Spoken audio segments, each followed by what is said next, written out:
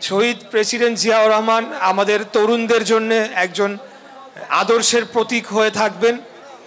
আপনারা সকলেই জানেন যে 1971 সালের 25শে মার্চ সেই কালো রাতে যখন পাকিস্তান হানাদার বাহিনী সাধারণ জনগণের উপরে গুলি চালিয়ে হত্যাযজ্ঞ শুরু করে, যেভাবে গত বছর খুনি হাসিনা নিরীহ জনগণের উপরে গুলি চালিয়ে, তার পুলিশ বাহিনী দিয়ে গুলি চালিয়ে সাধারণ জনগণকে হত্যা শুরু করেছিল, তখন সকল রাজনৈতিক নেতৃবৃন্দ যখন ব্যর্থ হয়, আপনাদের তৎকালীন যে রাজনৈতিক নেতা ছিলেন জনাব শেখ মুজিবুর রহমান আত্মসমর্পণ করে পাকিস্তানে গ্রেফতার হয়ে চলে যান এবং তার নেতারা দেশ ছেড়ে পালিয়ে যায়। তখন 36 বছর বয়সী একজন তরুণ মেজর তিনি তার নিজ উদ্যোগে চট্টগ্রামে কালুরঘাট বেতার কেন্দ্র, আপনারা সকলেই জানেন যে তখন মোবাইলের যুগ ছিল না, টেলিভিশন ছিল না, রাষ্ট্র একটি সামরিক অভিযানের মধ্য দিয়ে যাচ্ছে, পেপার পত্রিকা নিয়ন্ত্রিত ছিল, তখন একমাত্র যোগাযোগের মাধ্যম সেই রেডিও।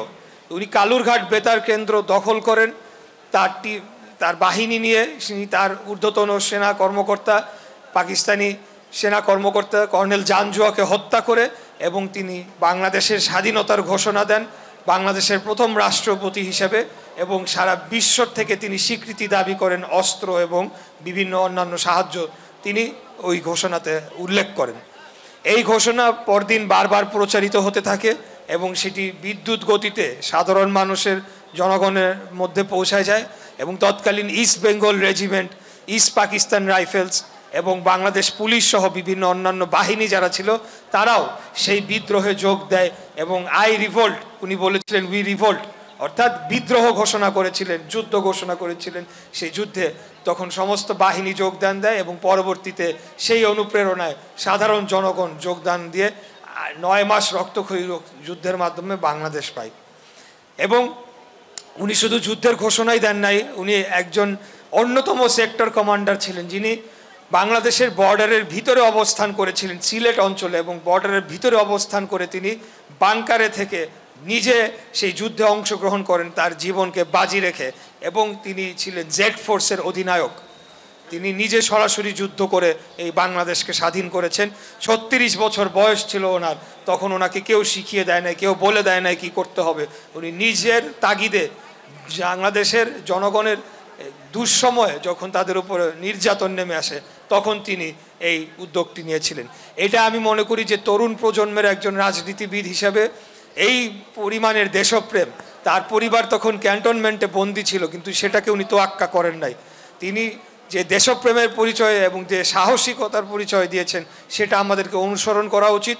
সেটাকে অনুসরণ করে বাংলাদেশের স্বাধীনতা, সার্বভৌমত্ব, জনগণের ভোটের অধিকার যে কোনো সময়ে যদি বিপন্ন হতে চায় সেটিকে আমাদেরকে জনগণকে সাথে নিয়ে রুখে দিতে হবে।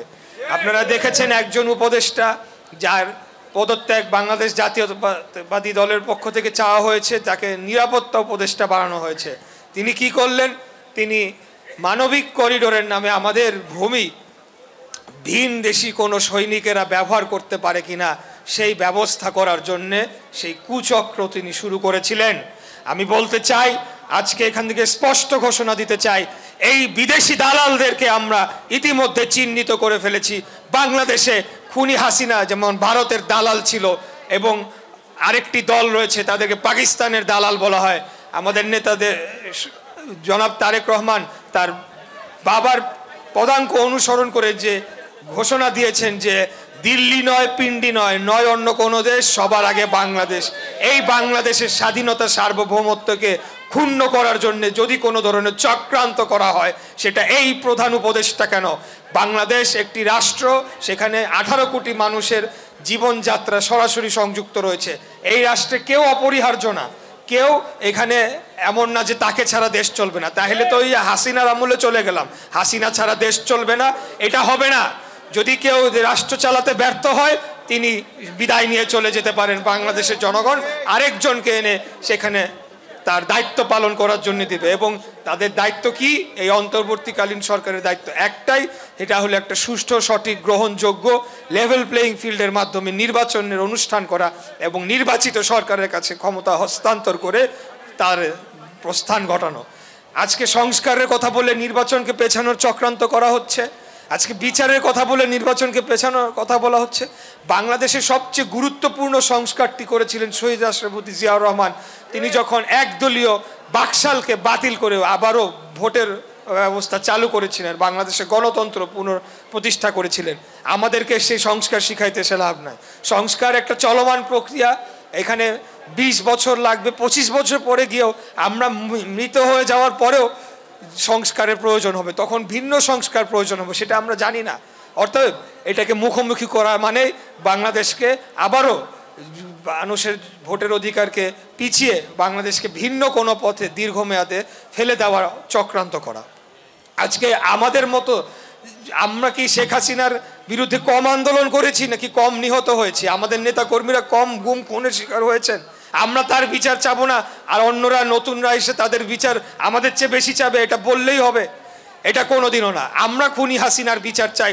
সবার আগে আমরা তার প্রত্যেকটি হত্যাকাণ্ড এবং ছাত্র জনতার গণ অভ্যুত্থানে যে নিরীহ ছাত্র জনতার উপরে গুলি চালিয়ে যে হত্যা করেছিলেন, সেখানে শুধু ছাত্রদের মধ্যে সীমাবদ্ধ ছিল না, সেখানে শ্রমজীবী মেহনতি মানুষ, সেখানে রিক্সা চালক, ভ্যান চালক, অটো চালক তারা নিহত হয়েছেন, সেখানে শিশু বাচ্চারা তারা তার মায়ের কোলে আন্দোলন দেখতে গিয়ে তারা নিহত হয়েছেন, মহিলারা নিহত হয়েছেন, মাদ্রাসার ছাত্ররা নিহত হয়েছেন, 5 বছর বয়সী স্কুল পড়ুয়া ছাত্র থেকে শুরু করে ইউনিভার্সিটির ছাত্ররা নিহত হয়েছেন, প্রাইভেট ইউনিভার্সিটি পাবলিক ইউনিভার্সিটির ছাত্ররা নিহত হয়েছেন।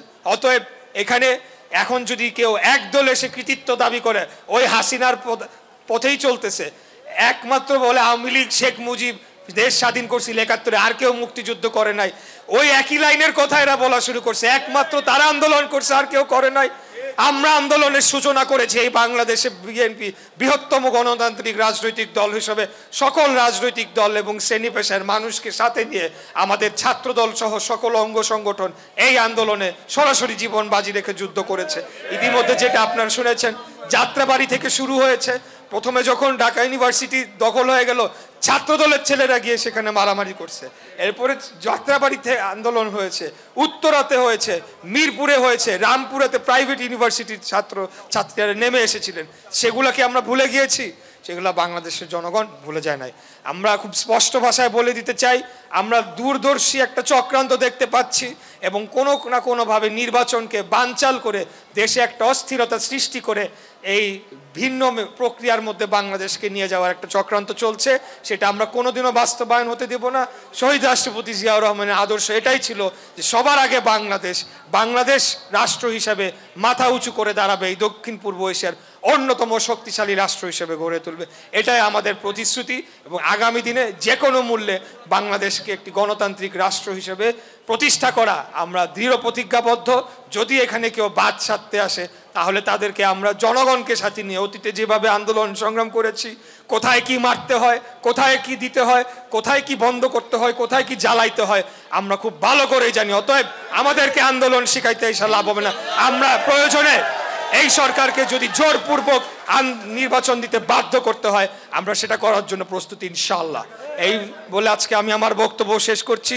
কোনোদিনও মৃত্যুকে ভয় পাই নাই। জনগণের অধিকার রক্ষার জন্য, বাংলাদেশে স্বাধীনতা সার্বভৌমত্ব রক্ষার জন্য যে কোনো সময় জীবন দেওয়ার জন্য আমরা প্রস্তুত। শহীদ জিয়ার সৈনিক আমরা। আজকে এই বলে আমার বক্তব্য শেষ করছি। খোদাফেজ। বাংলাদেশ জিন্দাবাদ, বাংলাদেশ জাতীয়তাবাদী দল জিন্দাবাদ। শহীদ রাষ্ট্রপতি জিয়াউর রহমান অমর হোক, অমর হোক, অমর হোক। মঞ্জুর করিয়ে নাও আয় আল্লাহ। সাদেক হোসেন কোকে তুমি ক্ষমা করিয়ে দাও আয় আল্লাহ। যারা যে উদ্দেশ্য নিয়ে দোয়া চাইছেন আয় আল্লাহ সেই উদ্দেশ্যকে তুমি কবুল মঞ্জুর করিয়ে নাও আয় আল্লাহ। যা বলতে পারছি, যা বলতে পারি নাই আয় আল্লাহ সবগুলোকে তুমি কবুল মঞ্জুর করিয়ে নাও। সুবহান রাব্বিকা রাব্বিল ইজ্জাতি আম্মা ইয়াসিফুন ওয়া সালামুন আলাল মুরসালিন আমিন বিরহমাতিকা ইয়া আরহামার রাহিমিন।